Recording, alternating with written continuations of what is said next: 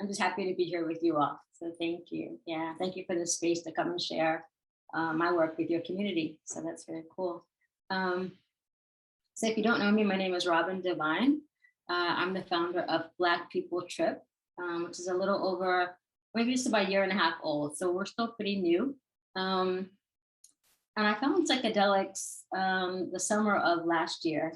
So I'm fairly new to this space, but it's been a very intense year of learning, of study, of just being in this medicine and being in the community. So like I said, I'm still very new here, but I've learned quite a bit in my time here. So how I found it was I was very sad and depressed last year. I've struggled with depression most of my life. I'm 45, and I'd say for about 30 of those years, I've been deeply depressed for various reasons. I've been in therapy, I've been on meds, I've been in hospitals, I've been whatever you can think of to try to help mental health. I've done it in my 30 years of trying to feel better. So I happened to be on Medium last summer reading just about different articles and different things to help, and came across an article about MDMA. And the guy said that one session with MDMA was like 30 years of therapy in one night. And I said, I don't even know what MDMA is, but I want to go find it and I want to go do it. And so I found a guide and tried it, and it was amazing. And I'm not saying that it totally fixed everything, but it gave me hope to keep on trying to feel better. But what happened was I found the guide that I found to trip with was a white woman, and she was fine. But throughout the session, there were just lots of microaggressions that she didn't intend. It wasn't on purpose. She just wasn't informed about how to handle a Black client. That hadn't had any training. So I felt harmed by that session I felt more harmed than helped.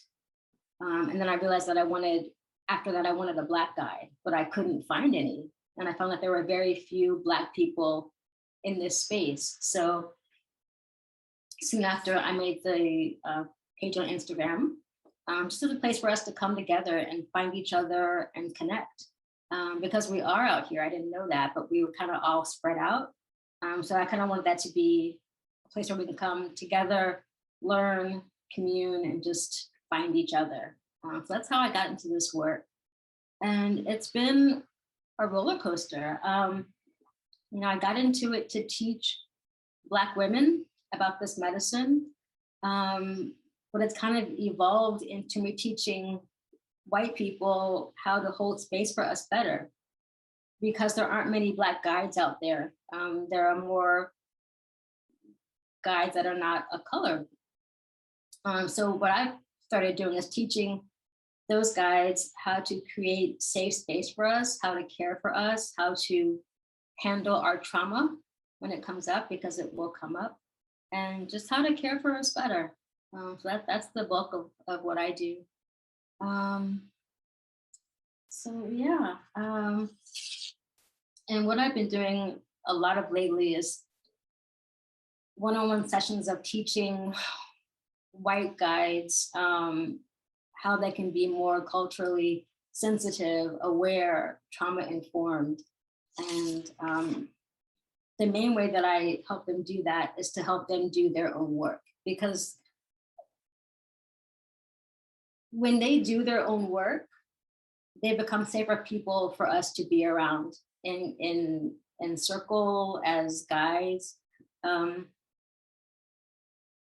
And so I really can't stress that enough, that it's so important for white people to do their own work. And when I say do their own work, what I mean is to do their own work of unlearning and then anti-racism. So it's not so much doing, with Black folks, it's more trauma work. It's dealing with ancestral work and racial trauma.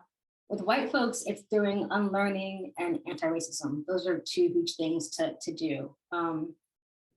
When I say do your own work, that's what I mean. So, yeah. I don't know. I feel like I just want to kind of go through the notes and just talk to you all. So does anyone have any questions or anything? Say. not feeling my notes right now. So I do. yeah. And that's do you feel because I could really relate. Like I'm new to shrooms, and I'm like the only sister there, the only person who isn't white. And it's just like I'm surrounded by a bunch of white dudes. Right. And something that I've been thinking about is when they talk about the ego death, I kind of feel like our needs are a bit different when it comes to that. And I'm not even sure how to express that to them because I'm kind of like, I wasn't told that I owned the world like my entire life. I was, put down, and racism had a lot to do with it, where it's like actually taking a plant that tells me that like God created me and that I'm special is actually really healing. And just kind of like that part, the ego death looking very different because our experiences are really different, and not knowing how to like explain that to my friends, because I really kind of similar to you, I can't find other people. So it's like me trying to explain to them, and I'm like, I have different experiences from you, so my needs are different, and just gives you your needs. How do you like approach that, like that gap? That's a great question.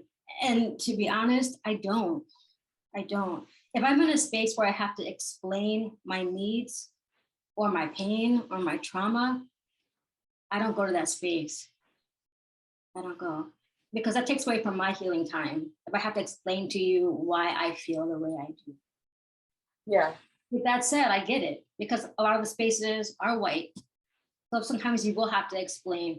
My hope and my vision is that one day we'll have a space where you can go, where you don't have to explain anything to anybody. You can just go and do you. That would be great. You don't have to use your own emotional labor and energy to educate someone else. That's right. What kind of like not sure how to approach that, because I feel still kind of scared to trip by myself. Because last time I had a full trip, I thought I was dying, because it really hit me how like race wasn't real. So I felt like that was ego death for me. It was like, it's this man-made concept. Now I feel like I'm dying because it's a part of my identity. So I feel scared to take it alone, but within that, I feel almost like the only thing I can say is just listen, and like don't like ask me too many questions, because don't impose your trips on me. But yeah.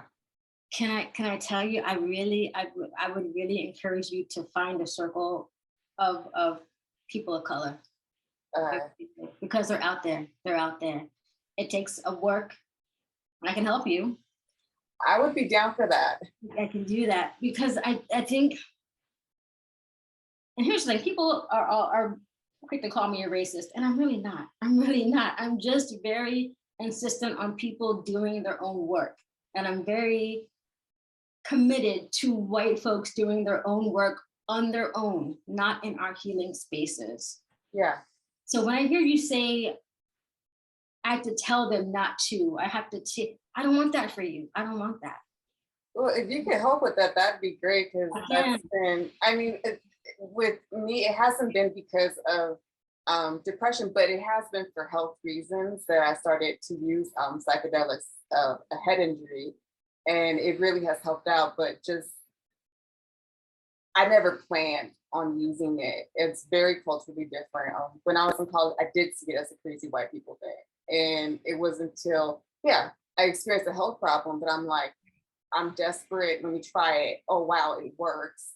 And just like, okay, how do you navigate through this space and find a space where it's like, because it is different. It's a different kind of healing. Yeah, absolutely. this space is good for doing the, I don't see color, it's all love and light, we're off to, and that's, no, that's, I don't do that.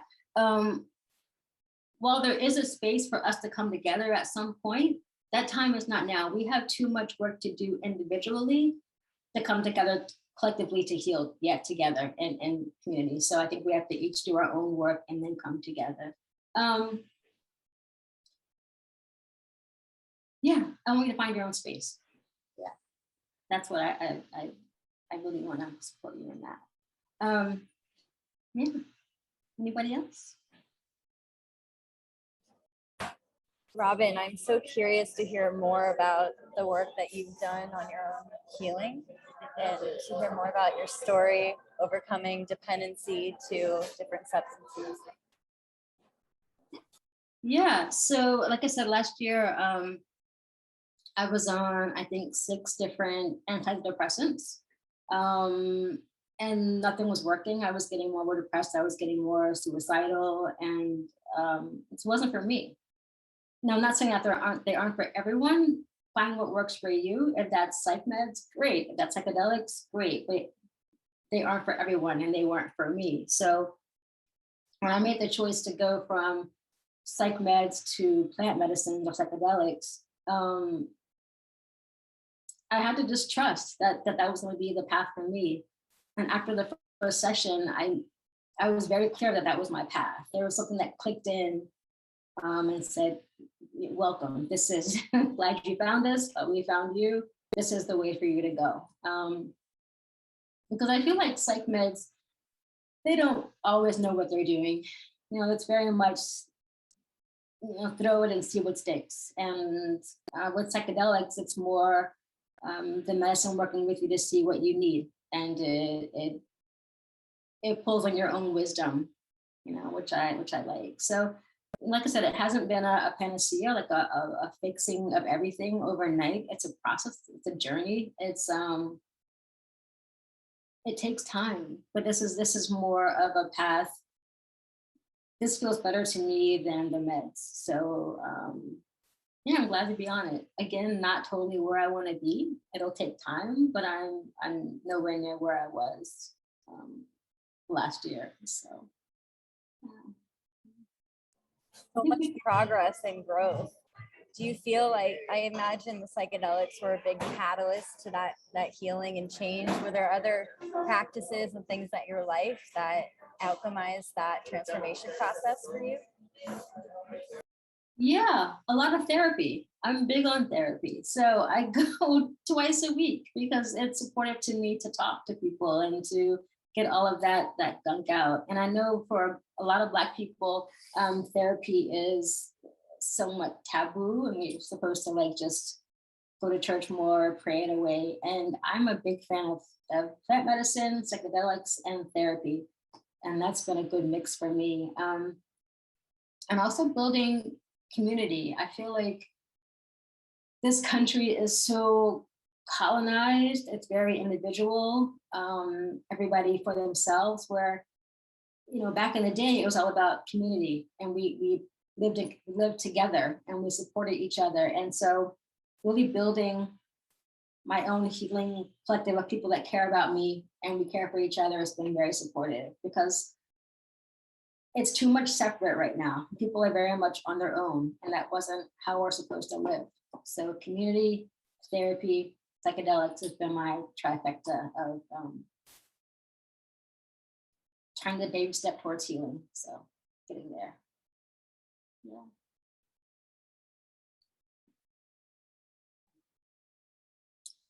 Anybody else?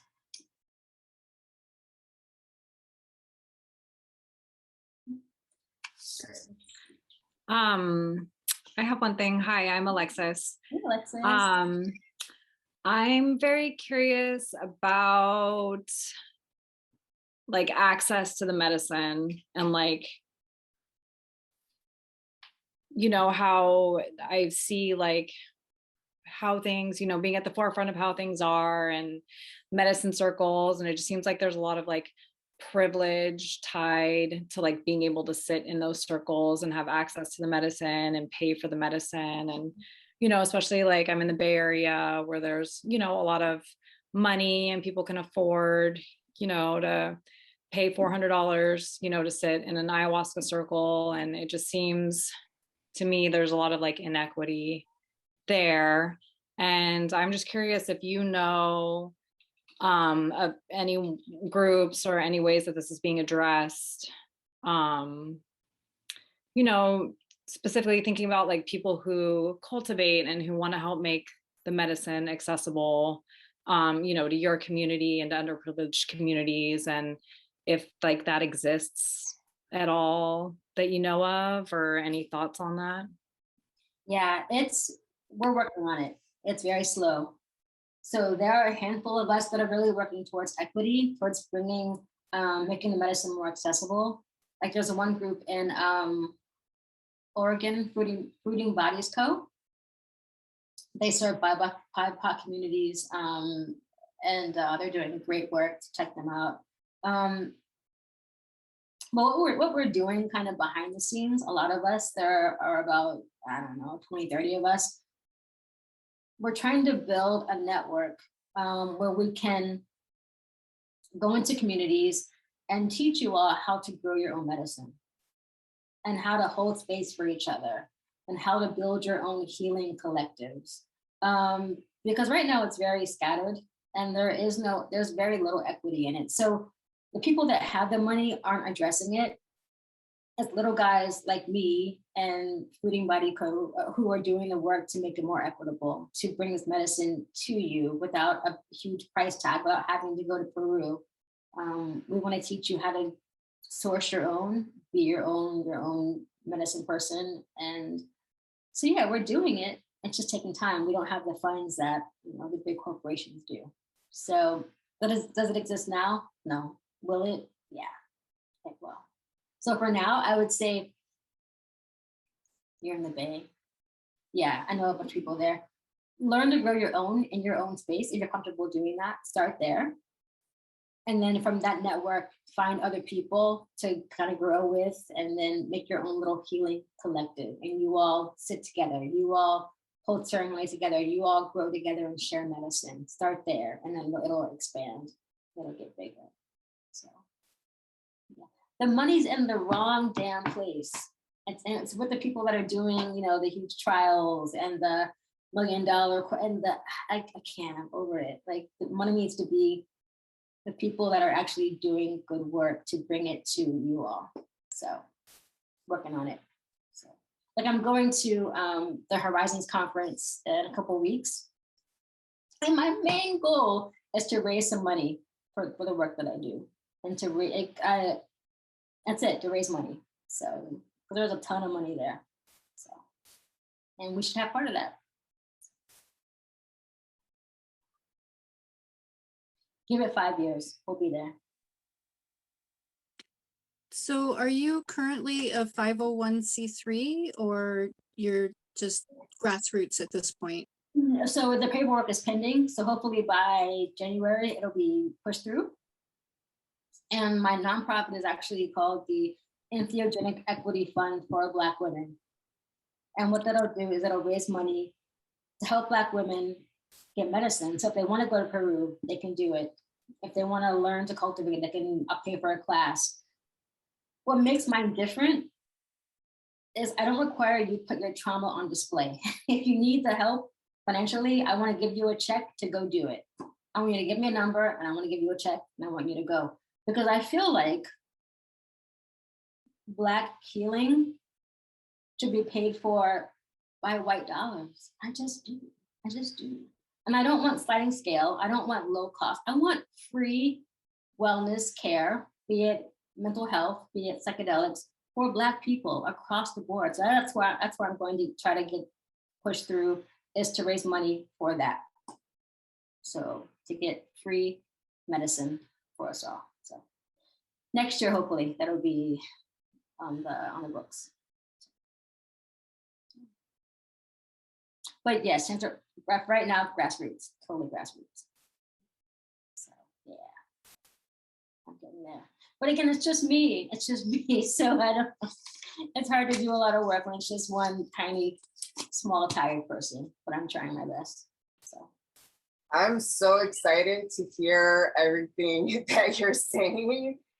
Just because, like I said, like I feel kind of like isolated, but just the idea of like making that more available to like our community is like so important. Just because, even with, I was talking about like head injuries, like with the whole NFL like concussion thing, they're like connecting race with your like intellectual cognitive ability. So you're not, if you're Black, you're not getting diagnosed as like having like brain damage or whatever. And I'm like, if that's the kind of healthcare we're getting, then like having like medicine being available, because shrooms work better for head injuries than what they have in a clinic. So I'm like, having that available to us is a huge blessing. So I'm just like excited to hear like where you're going with this. It's so needed.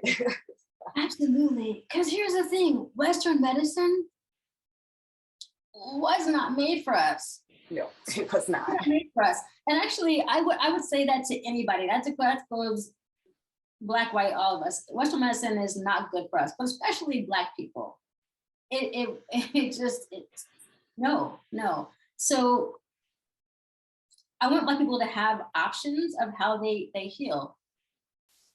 That's I it. think that's so important because of how much negligence we experience, especially medical negligence, where it's just like, okay, like it's empowering to be able to know, like, I know how to heal myself. That's it.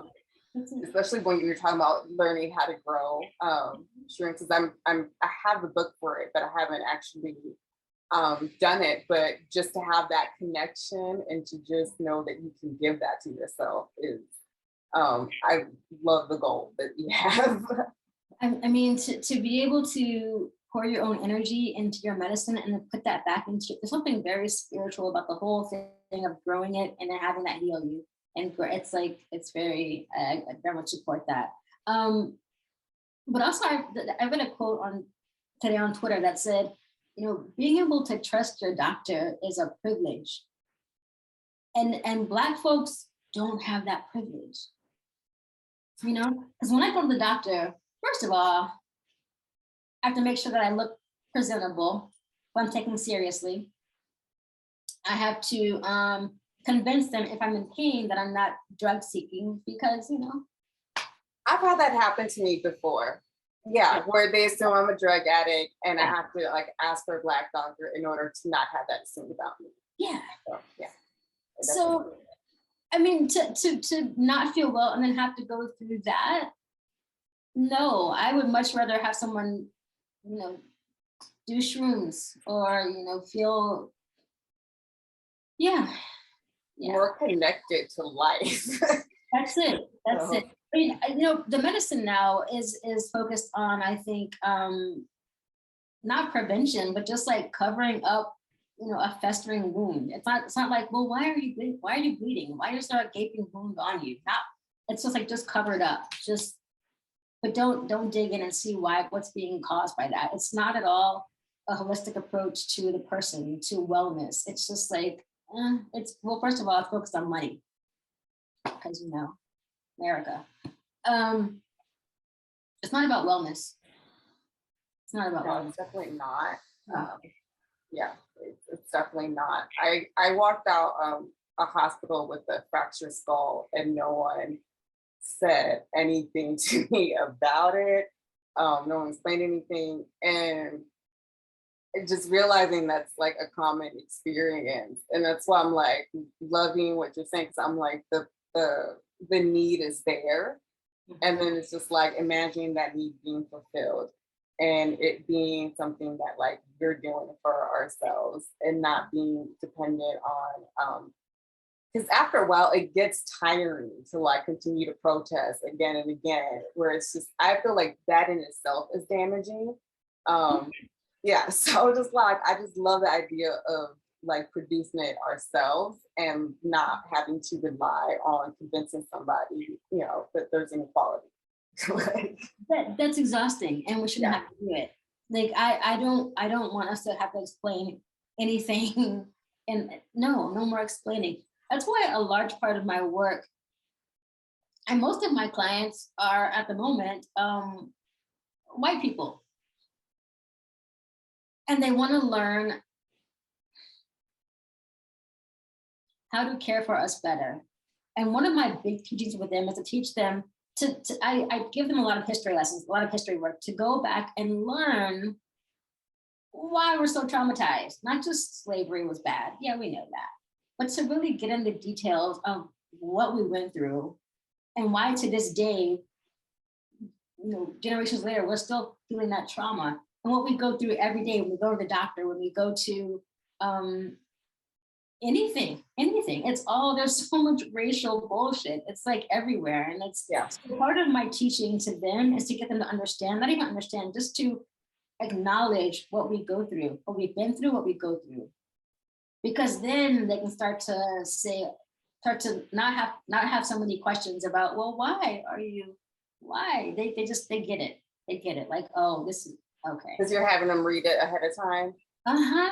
Okay, that's great. Most of what our first week together, our first week is all history. They have books to read. They have things to do. They have things to, so they can really understand the trauma of not even understand, that's the wrong word, not understand. They can acknowledge and start to empathize with the trauma that we've been through. Get an idea of it. Pardon? Get an idea of it, because at school they're not gonna get some kind of idea of it. Because I'm like, at school they're not gonna teach it. I feel like they're not even allowed to teach it right now. No, and here's the thing. I'm a Black woman. I didn't know. I've had to do a whole year of a lot of reading about Black history, because I knew the minimum. I knew slavery ended now, and there's so much more of what happened and what's still happening. Yeah. So I had to, if I don't know, you're not gonna know. I'm a history nerd. So Pardon? I'm a history nerd. So I've the type of person really curious, wanting to know why everything happened the way it does. But I get very frustrated with people because they don't know, but also I understand that it has to do with school. I went to one school where the teacher taught history about slavery for 4 days, and all these parents called in complaining and just wanted him to get fired. I'm like, maybe that's what people don't know. It's I think it's because I think also with the history of war on drugs, and that having a really big impact on the way we see the potential of plants being healing. Because I know that was kind of why I saw it as a white people thing, was because I was very scared of drug addiction and kind of really paranoid about it. And right now I can't really talk to anyone in my family about it because that's automatically what they think. And it's just breaking past that culture barrier. I feel like it is gonna take learning bits of our history and learning it from our perspective, that our communities were violated when the whole drug war against drugs was done. That hurt us, and we deserve the right to heal from that and to actually go beyond that. So Absolutely. Another part of the teaching that I do is talking about the war on drugs and how it was on purpose and targeted Black and Brown communities, and people don't know that. So when I run up against someone, a Black person, and they're hesitant about the medicine, about the drug, I'm like, I get it, and let me talk to you about why that happened. It was on purpose. It ain't you. That was on purpose. But this is the real narrative. It wasn't. So I have to re-educate our own folks as well as them. So I'm doing teaching on both sides, different teachings, but just a lot of education, a lot of unlearning on both sides. all right. Yeah, I don't have the patience. I'm just I was like, I gotta go trip. I'll talk to you later. That's fair. I get it. But I feel like I'm gonna put that out there in my own way. Just because I'm like on an individual conversation, feeling judged by my own community, it was just in itself like hurtful.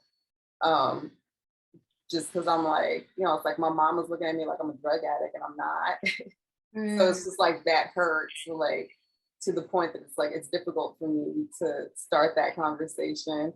Yeah. Like very challenging.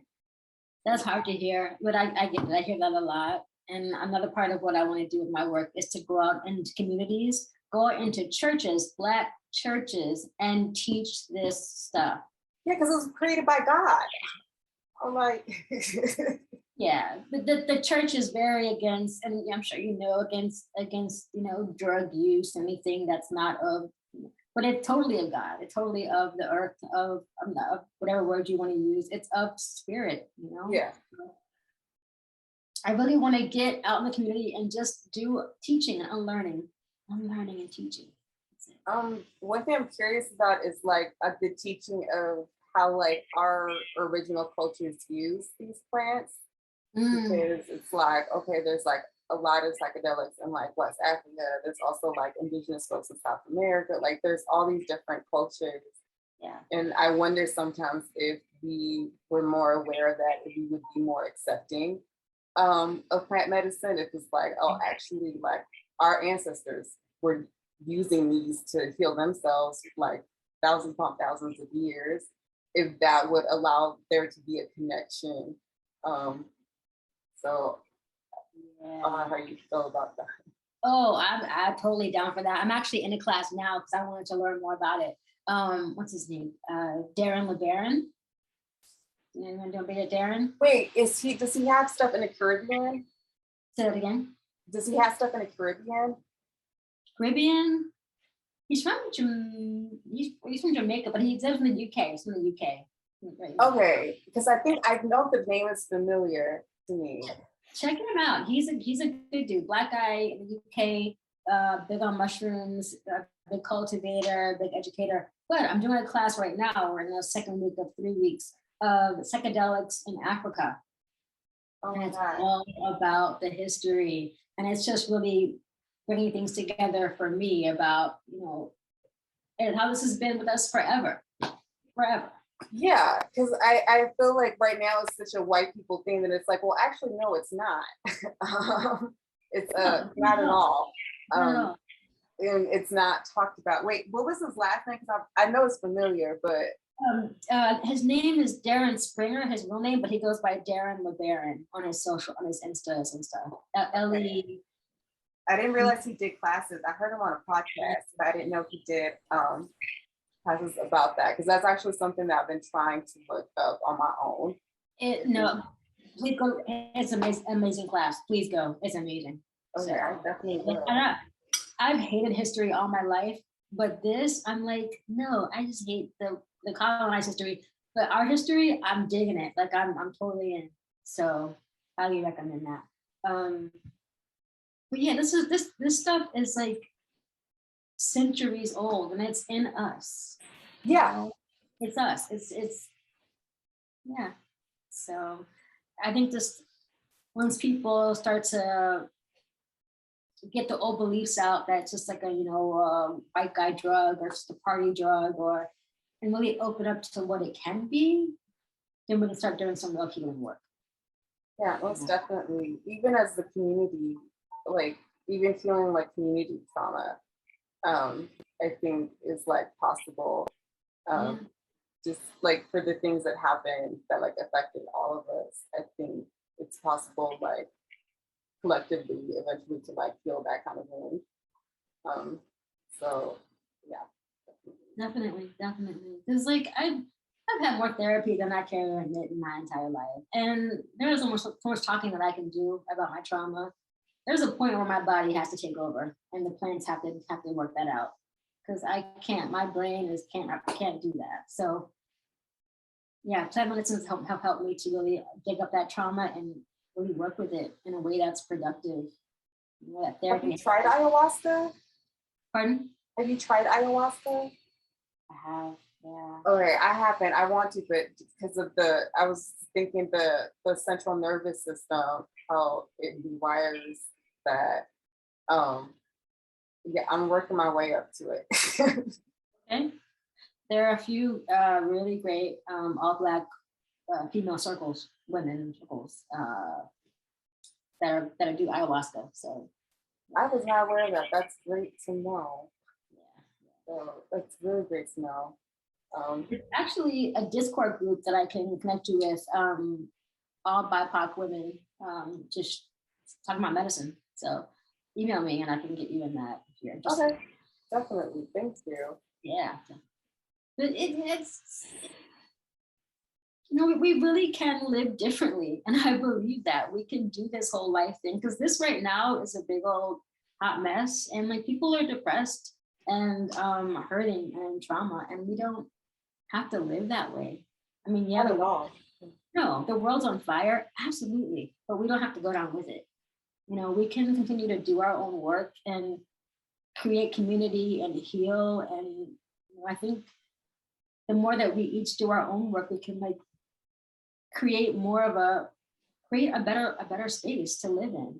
I believe that, and medicines can help us do that. So Yeah, I think the time where I had the whole like race is a man created concept, it came with the vision, and it was like seeing like my entire family, but with like layers of themselves behind them, and just realizing that like we're only seeing like a couple of the surface layers of ourselves, but there's so much more depth behind every single one of us that doesn't quite get tapped into because of the way everything is set up. But it's like, I want us to tap into that because Lord only knows how much potential is there. And it's all right as a human being. yeah, like it's all of like that past, all the past folks, they're like still in us. We're right here in us, and we just have to like tap into them because they're still with us. You know, Yeah. I believe that, and medicine helps us connect to them and to that energy. So Yeah, it definitely made me think about my heritage very differently from before. And it was really unexpected. I didn't think it was going to do that, but then it did, because I'm like, wait, this is stuff that we use for like thousands of years. And it just, because growing up hearing like, oh, like you guys were primitive, and that kind of like ideology, and just like realizing how wrong that is. Because I'm like, well, actually, we know how to heal the brain better than y'all do, and we've been knowing it for a few thousand years. yeah. So we're not primitive, and just breaking that stereotype for me. Because I think part of it is also like breaking those stereotypes for ourselves, like having a new vision of our own selves, because it's impossible not to be partially brainwashed by That's all this. and what's the last part? It's impossible. It's impossible not to be partially brainwashed by like all the shit around us. Oh yeah, I mean, we all grew up in this colonized place, so I've had to do my own unlearning work. Like I was like, I had to rewire my own brain because I was brought up in this colonized system and like that's not. So it's all unlearning because what we've been taught was trash. Yeah. Not true. So take Darren's class, please. It is so beautiful and worth it. I like really, yeah, I'm gonna definitely look it up. Yeah. But and thank you for telling me about it. I'm like super excited to look into it. Like, Can you speak to the role that psychedelics play in decolonization? yeah, I can. I think they connect us back to ourselves and to each other. Because colonization has like torn us all apart. There's no connection, there's no community, there's no like, we're just all kind of doing our own thing and floundering in the process. That's colonization, that's separate. But the medicine brings us back to first to ourselves and then to each other. And that to me is what it's about. It's really ruined everything, colonized thinking. It's taught us that we're supposed to do it alone. That's not true, that's trash. we're meant to do it together. It's taught us that, if we don't do X, Y, and Z, then we're a failure. That's not true. And plants remind us that who we are is perfect as is. We don't have to produce or do anything or achieve anything. Just being is enough. And I love that about it. It's very much affirming. Whereas colonization is like do more, be more, have more, and that's not what it's about. So, yeah. I don't know. I want the whole world just to be, be colonized, because it's ruining everything. So that's my thing. I think that's a huge part of healing that ancestral trauma, and has so many dimensional layers that the psychedelic medicine can really be a catalyst for paving that way. Yeah, because according to society right now, I'm a big old fucked up failure. I'm middle-aged. I don't have anything. I'm just but that's not true. That's not true. That's just what society has taught me, and that is so not. I'm so much more than what I do or don't do, or what I do or don't have. And we all have to, I think, unlearn that conditioning that we've been raised with. So they play a huge part in that unlearning and the rewiring. Robin, do you see a shift happening with that conditioning in the public consciousness? I do. People are over it. People are over being burned out on jobs they hate for no money and struggling. And I do. People are trying to reclaim their lives and reclaim, living a full expression of who they are, not just like being a cog in the wheel of capitalism. So I do feel a shift. Yeah.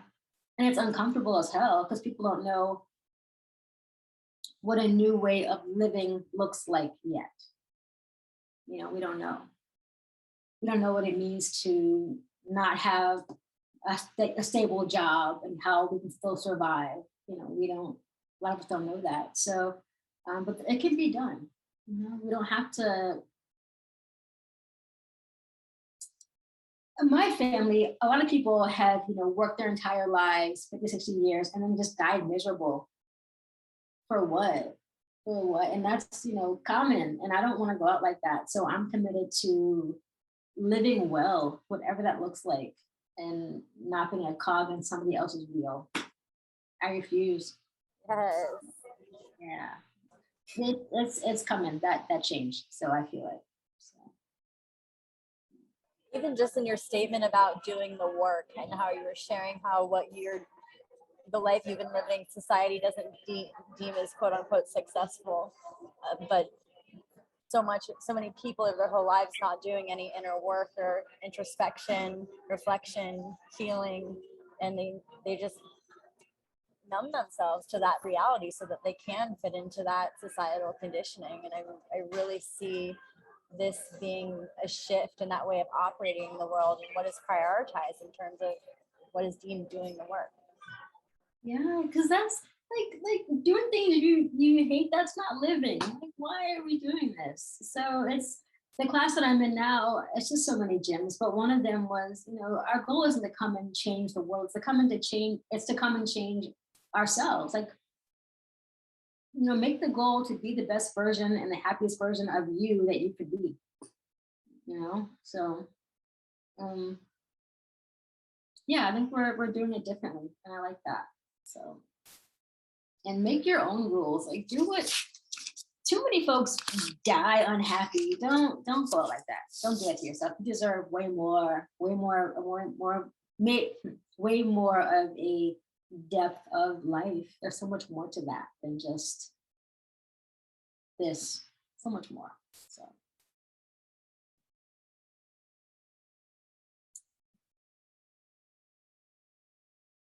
I'm excited for where we're headed with these medicines and this work, and it's,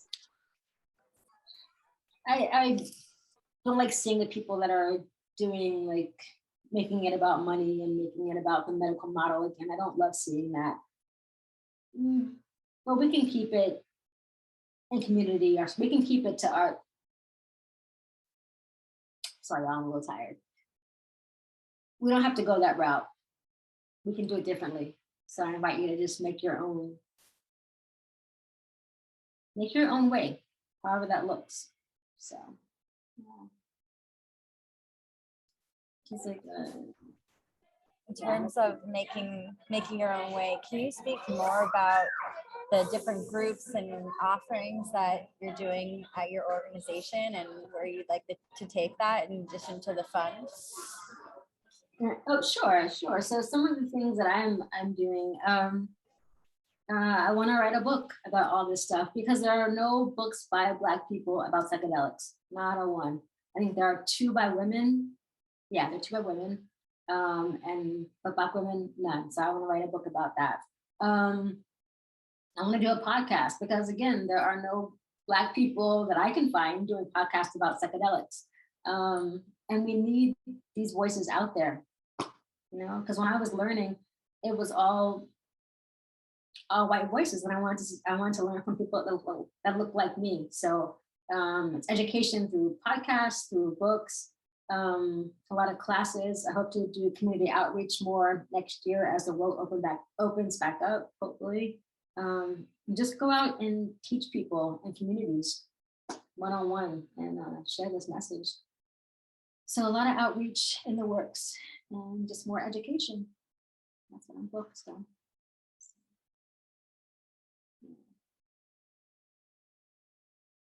Yeah, that's what made you stand out to me. It was you're like the first person. I was like, oh, wait a minute, she's not white. She's not me. Because it's new to me too, and just like everywhere I go, it's like an all white space. And again, just the need that's there.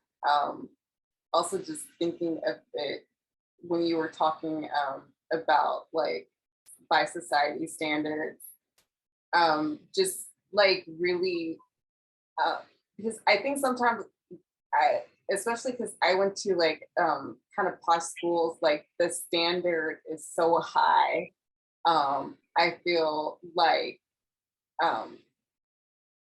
it's higher than it is for my white friends, and I feel like just taking that load off in itself is like that in itself is empowering to just be like, I don't have to adhere to this ridiculously high standard, and I'm okay. I think that in itself can just be healing. Absolutely. Yeah. I mean, all of these standards, they're all made up by self-serving white men. Yeah. So these standards they're time for them to go. So yeah. But check out also the People of Color Psychedelic Collective. They're doing good work too. So. Can you repeat that again? People of Color Psychedelic Collective, run by Potato Harvey. She's good people. Okay, thank you. You're welcome. But yeah, there's a lot of work to do. A lot of work. And I think if we all do it on our own, then we can make some real changes going forward in this. I feel like approaching it in a really different way because it's starting from like within yourself. Mm-hmm. And I think most of the time when we think change, we're thinking of like the bigger structures that have to be like taken down or like modified. And this is like, it's not to say that that's not going to happen, but it's just like a very different start. It's like starting very internally. I mean, we definitely need structural changes. I'm all for that. But I'd rather see people doing their own inner work first, I think, yeah, I hadn't thought about that, but I could see that being like a much healthier way of approaching it. Mm-hmm. Just because I feel every time I read about history, I'm a history nerd. And I'm like, every time I read about it, I'm like, this is psychologically really damaging. Like all these like movements that we had to do over and over again and again in order to be like respected, that I think starting at a different point where it's more internal could be, because you kind of have to put on some sort of armor for your own self before approaching it. And I think that could be like a lot healthier in the long run. Yeah, no, I totally agree. Totally agree. I think a lot of us go through life with having to defend against, protect from. And I want us to be able to put down that armor and just kind of, you know, be and heal and feel and exist. Having to defend constantly against the outer forces. So, agreed.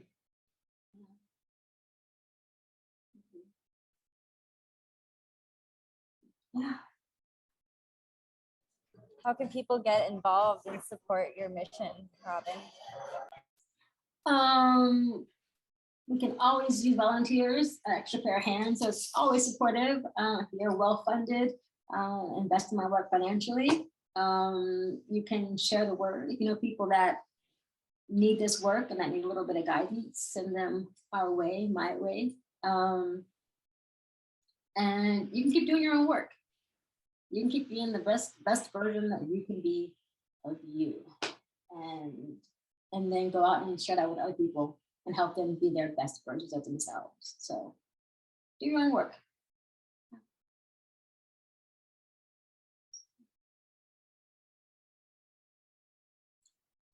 I have a question. So what part of the country are you living in? Right If I now, could- I'm in Ohio. Oh, okay. Yeah. So how is the psychedelic scene there? I mean, do you feel safe enough? I mean, in the Bay Area, I think we're pretty insulated, you know, because of all of that privilege, I think. You know, it's okay. It seems okay. Does it feel safe enough? Yeah, there isn't really a scene here. So a lot of the work that I do in person is out of state. So I travel a lot to places that are a little more like the Bay Area, a little more open, a little more access. But here, there's nothing. So, but as far as safety, yeah, I do feel pretty safe. I've been able to source medicine here and feel pretty okay, kind of. There's always a little bit of fear as a Black person, no matter where I go. So, so there's always that. But overall, it's okay. I travel quite a bit. I'm curious, where you said you're in the Bay, is that right? Yeah, I live in the Santa Cruz Mountains, so I'm a little away from it. It's in between like San Jose and Santa Cruz.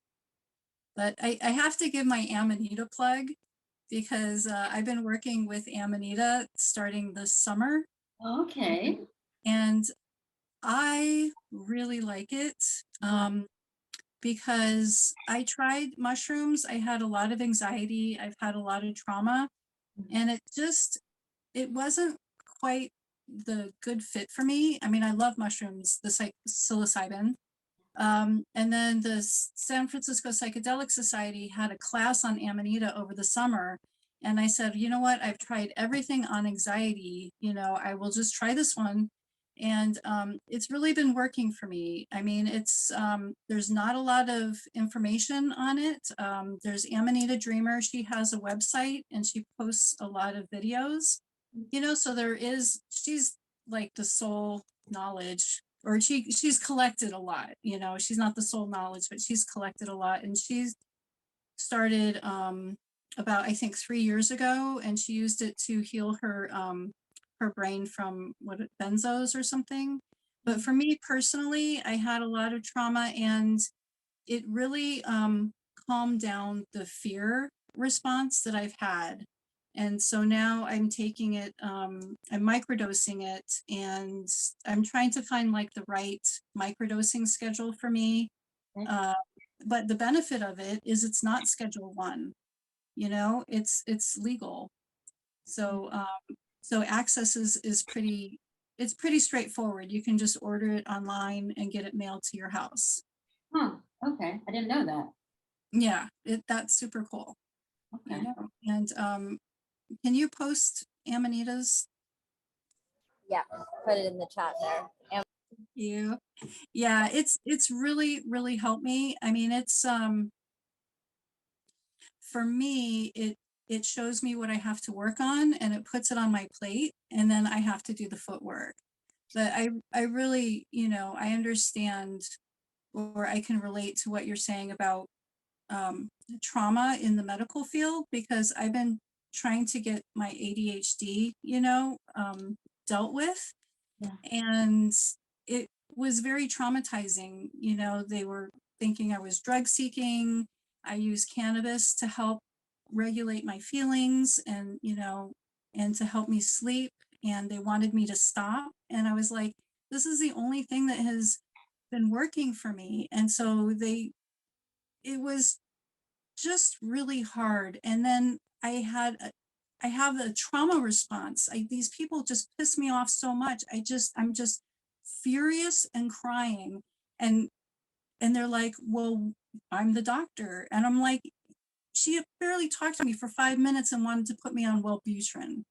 I'm like, you haven't even heard anything I've said, you know? And because at this point, my bullshit factor is just, it's at zero, you know? And so she said I was adversarial, No. Huh. you know, and even, I don't know, it's just painful. And then it throws me off and I'm, you know, crying. And then I had to recover from even reaching out for help. See, Yeah. I can't stand hearing that, because that's not like how it's supposed to be. That's not, it just causes more harm and more trauma for someone who's already in a trauma state, you know? Yeah. And doctors think they know what's best. No, they don't. No, they Mhm. don't.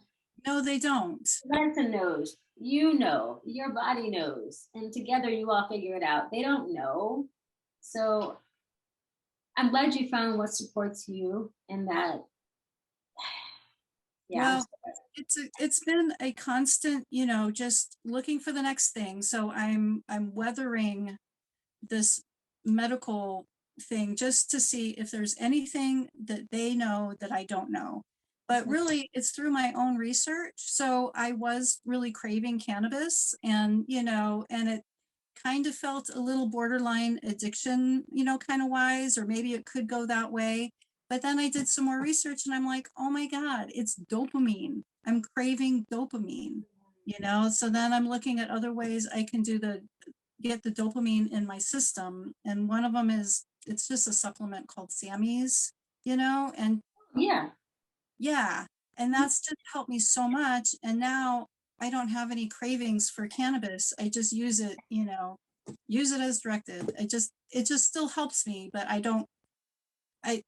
before at 5 o'clock or 5:30 when I'm done with work, it's just like, I just needed a bong hit. I just needed some relief. And now I'm not feeling that.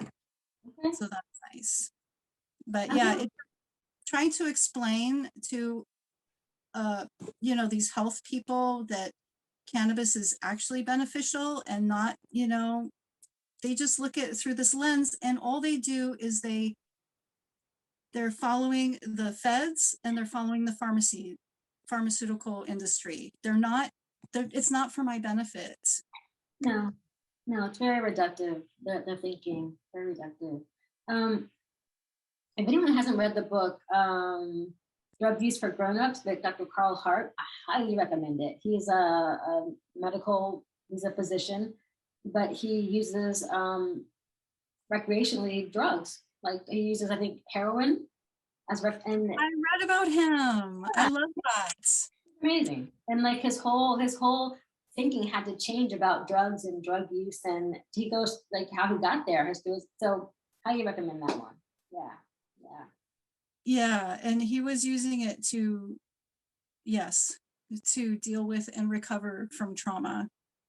Yeah, and sometimes he's like trauma, yeah, but sometimes like it's like I get home and I wanna hit, and I do a hit.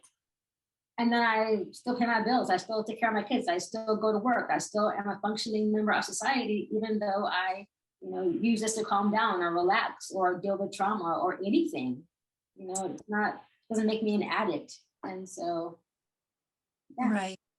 And I think that's what I really love about the San Francisco Psychedelic Society. There's a recovery group that we go to, and it's once a week and it's on Zoom.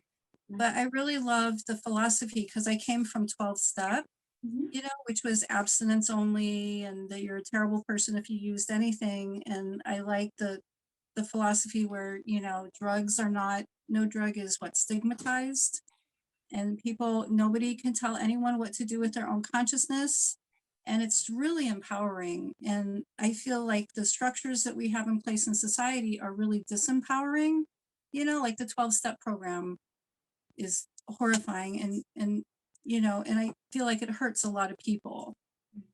So I'm just really happy to be connect more for more. I'm glad to hear that.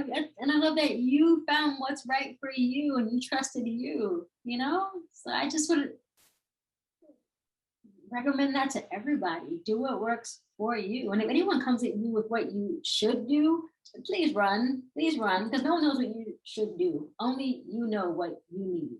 So, yeah, I'm all about self-advocacy. Not even advocacy, but just like trusting you enough to know that you know what you need. Yeah, well, it's hard. Well, now it's less hard because I feel like I do get a lot of support from the recovery group. And, initially when I told, like my husband that the doctor wanted me to stop cannabis and go on these other medicines, he was kind of like, well, maybe you should do that. But then going to the group, it was nice to get the validation that, that I don't have to stop, like I can trust myself. I can make these decisions, Yeah, society has really disempowered us to trust our own intuition. And we really are perfect little healing vessels that know what we need to heal ourselves. I believe that. Yeah. But it's really nice to get the validation because it's, when you're just taking baby steps and you don't quite know, because I was addicted at one point to cannabis, so there's trust, and then understanding that I was using it as coping and I was in a terrible situation, so of course I was just doing the best I could. And, it's hard to have the wherewithal to know I'm doing everything correctly, without the support of the community that's going the same direction, for me at least. It feels stronger to go forward together. Yeah, community. It's where it's at. Like I love that you're doing that in community. That's why I push so strongly for people to find people that hold you up and validate and support you and encourage you. Yeah, we need that. So good. Glad to hear it. So do you have a list of books for homework that you want to put in the chat? Yeah, actually, I put a few. I don't know if it's still in there. I haven't been seeing all of them. It was like the very first comment. If you go all the way up to the top of the comments. I think you could please add it again, Robin. I think for the participants that got lost. Let me see. How to do that. I will try. Let's see. Oh, yeah, there we go. Okay, so yeah, it's only a handful, and I have literally 50 more that I could share. So if anyone wants to know, please email me. I'll send you a nice little copy of those. But these are just my starter ones that I start with the reading. Yeah. And one of the people, one of the books, Nice White Ladies, the person that wrote it, we're holding a workshop with her next year, early in the part of the year. So if you want to look out for that, that should be good.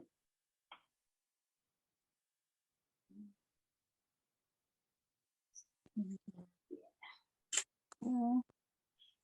And I run workshops. I try to do one at least once a month of a group on learning and building community and all these decolonization work and tips and things. So I'll post more about that once I get back up and running. So what happened with your Instagram account? I'm so sad. Racists found me and reported me for hate speech, and I got me taken down. So racism. So do you think you'll be able to get it up, or you're still working on it? I don't think so. It's I was telling Danielle, they give you like a month to appeal it, and then and I'm on week 3, and I haven't heard a word back, so it doesn't look good. So I'm gonna either I don't know what I'm gonna do. I'm gonna maybe rebuild, hopefully, but that kind of hurts. So I'm gonna take me a minute, but I'll get back.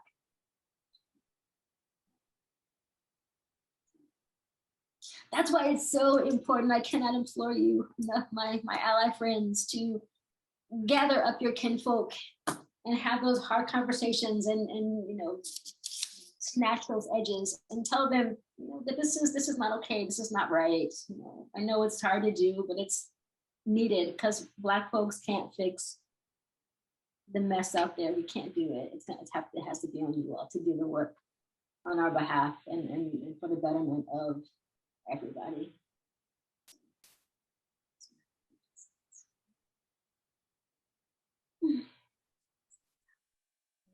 For sure. Yeah, I know it's not easy work, but it's needed. It's needed. Anyone else have any questions or anything?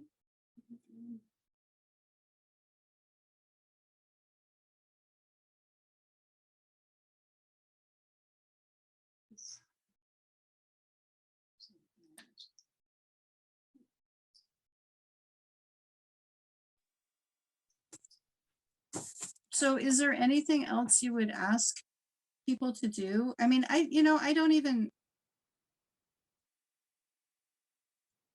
to learn the anti-racism and then deal with, you said 2 things in the beginning and I missed the second part. It was learning anti-racism, and then it was something like deal with your trauma response, maybe, or Well, yeah. Well, if you're holding space for Black folks to become trauma informed, so do that trauma informed. Yeah, do that work. And one of the books I put in the chat is a good one to start with. Anti-racist psychotherapy. That's a good trauma informed book to start with. A good primer. racist psychotherapy. Cool.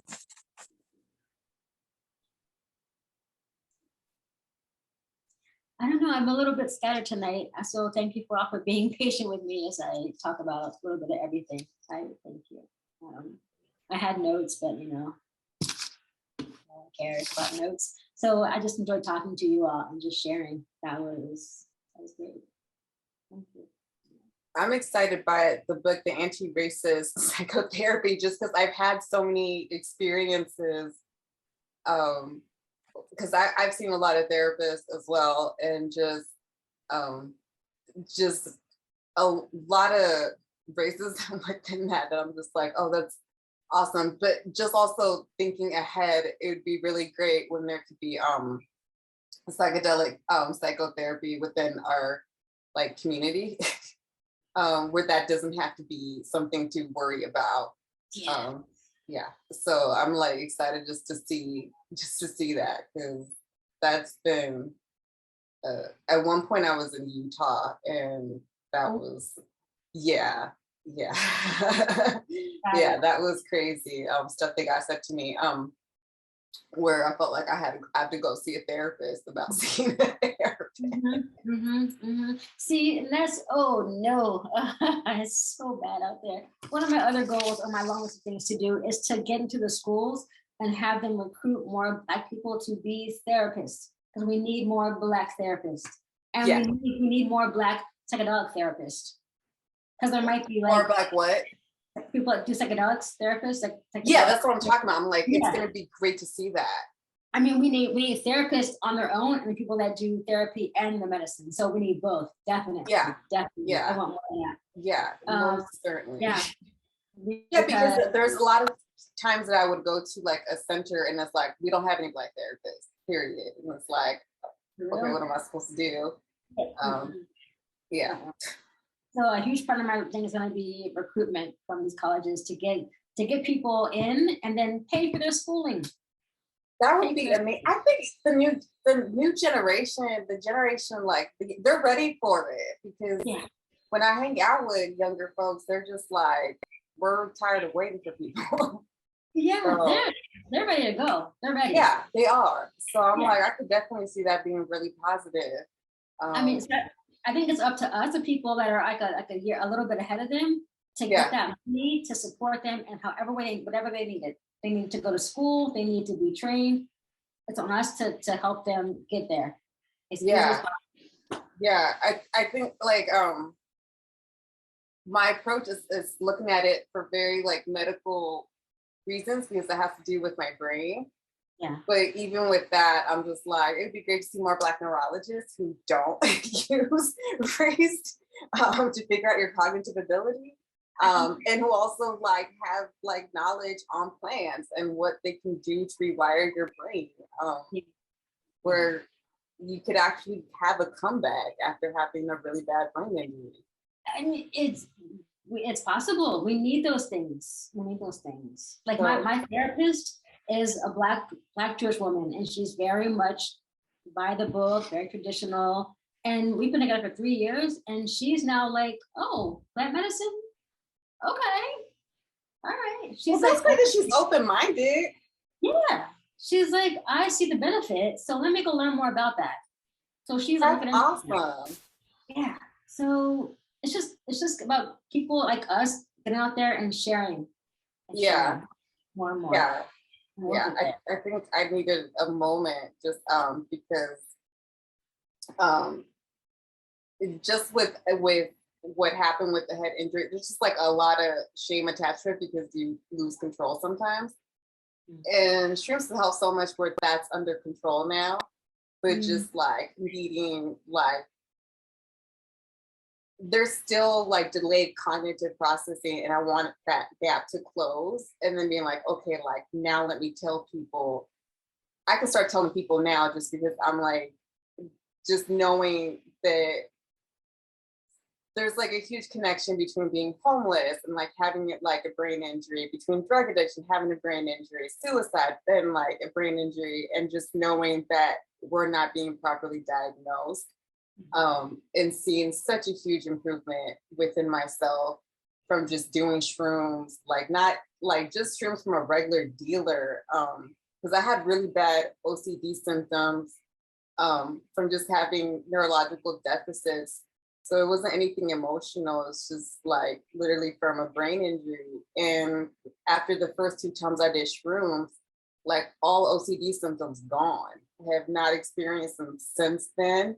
It has been like, it just felt liberating. And just like knowing like, okay, like I could totally see why someone would perhaps form a drug habit if they were dealing with like those kind of symptoms and they didn't know that they had a brain injury, they don't know what OCD is. I could totally see them like picking up a drug habit just to cope with it. That it's just like to just have that information there. There's like, okay, but you can do this plant work 2 times, do you know what I mean? And it just ended all those symptoms. Where it's just, I could see it being like so beneficial to just have that information out there. Just to even know what a brain injury looks like, and like, this is what can help you deal with it for $50. You know, you can have, you can totally change that. So. Here's the thing. Everything you just said, you taught me a whole lot tonight. You taught me something. So I need stories like yours to be out there. I'm working on something creative.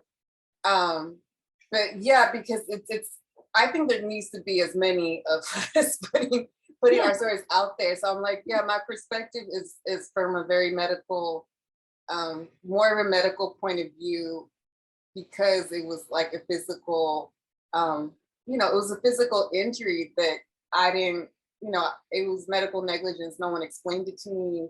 No one told me what I needed. It was just all of a sudden I'm not employable, even though I graduated at the top of my class. All of a sudden I can't get employment, and just like not having difficulty speaking and not knowing why, and thinking like, oh, my life is over. And then by chance, like a white friend was like, oh, I heard shrooms are good for the brain. And just like started to look it up. And it's still like on the fringes of neurology. Like it's only like really progressive people. They're barely starting research. So it's like only really progressive people know about it. But just, yeah, like it's information that like needs to be out there, because I'm like, it's the folks in our community who are getting hit the hardest from it. So I hope you write your own book, because I'm working on it actually. Good. Yeah, I am, but it's fictional. Because I used to be a creative writer. I mean, this is why I love shrooms, because I wasn't able to write very well for a while or read well. And now it's like I'm writing back at the same ability from before. And like just being able to read at the same level as before. And it feels like waking up from the dead. So, because it's just like not having that ability of someone getting back is amazing. It's like super grateful for it. That's great. Yeah, I want people to hear that story. People need to hear that, definitely. Yeah, we should do a talk. You should share your story with our society community. We would love to share that. Well, I'll reach out to you. Oh, yeah. I actually went to the TBI thing, but I'm working on it. I'm writing it. It's a lifelong process, and just like Robin said, so many people can learn from your experience, and we're all citizen scientists in this movement, and really learning from each other's experiences, what's working, what isn't working, and developing our own protocols to help empower and educate others on this path. So thank you for your courage and all the healing that you're doing on yourself. I can't imagine how much work you've already done and how much more there is to go. I know it's not easy at all.